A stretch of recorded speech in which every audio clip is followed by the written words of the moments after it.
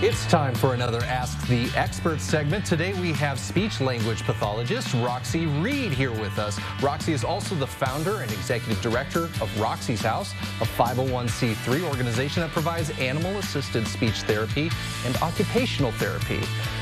Welcome to the studio here, Roxy. Last time when we were with you, it was in your therapy barn, and you were ramping up for that big holiday event.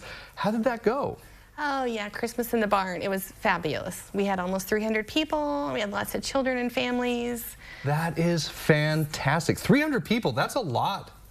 It was a lot. And you had the animals out there with them and everything? Yes, we had an alpaca parade with kids on stilts and lots of different animals in the parade. Now remind us a little bit about your background, and I know right now you're running this organization in Homer, but tell me a little bit about the work you've done and the places you've worked before that.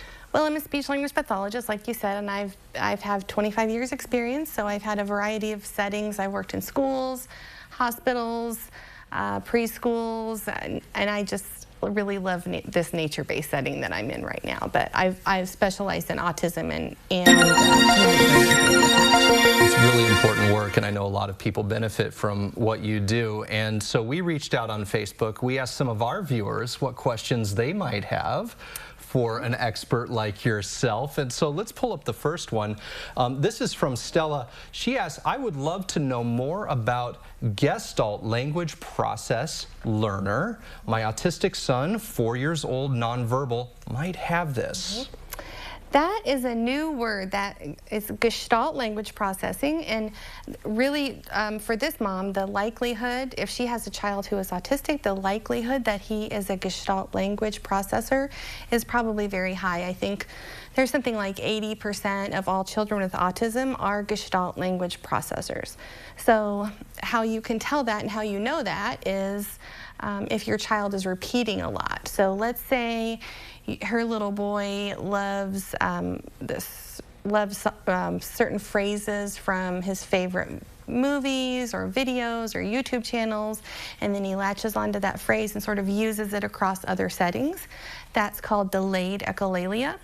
And that is one of the biggest signs of Gestalt language processing, along with immediate echolalia, whereas they're immediately repeating after you. So you may say, you want to go to the store? And they say, go to the store. So that's another repetition. And those phrases take on their own meanings, and children are using them across other settings. So if you start to see that, that might be a sign that you want to take your child in to be evaluated. Mm-hmm. Okay. Well, we'll have more information on how people can connect with, the work you're doing. But let's move on to the second question here. This one is from Katie. What are some ways that a child can be helped at home? So many ways, but the most important are play, talking, reading, and singing. So play is a child's work, and it's how they learn everything. And of course, for me as a nature-based speech pathologist, the most important play to me is outdoors. But you want to get on the floor with your child or take your children outdoors and follow their lead. So child-led play is the best, and just fill it with as many words as you have. And then talking, talk is just narrating your day. You're at the store, oh look, I see a watermelon. Oh look, we're gonna check out soon. So kind of narrating your way through the day. And reading, of course, is full of vocabulary and new words. That's a great way to help your child at home with their language development. And the last one is singing. So using your common tunes and singing your way through the day, because language is in the left side of your brain and singing and rhythm is in the right side of your brain.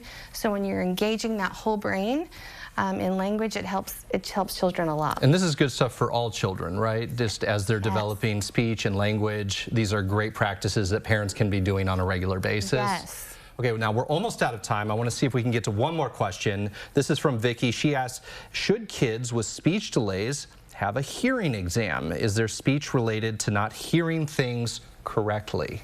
It could be related to not hearing things correctly. There's many different reasons why children may have a speech or language delay. Hearing is one of them, and that's really, yes, one of the first boxes you want to check. So if you're noticing a delay, you probably want to take them to your pediatrician or your family practitioner and get a hearing test just to rule that out. And you can go to ASHA.org and look up communication milestones, and you can look to see if your child is checking those boxes per month. That's super helpful. Well, Roxy, we are out of time for today, but we do want to connect folks. If you want to connect with Roxy or find out more about the work that she's doing at Roxy's House, we're going to connect you on our website at ciliving.tv. Roxy, thanks so much for being with us today. Thanks for having me.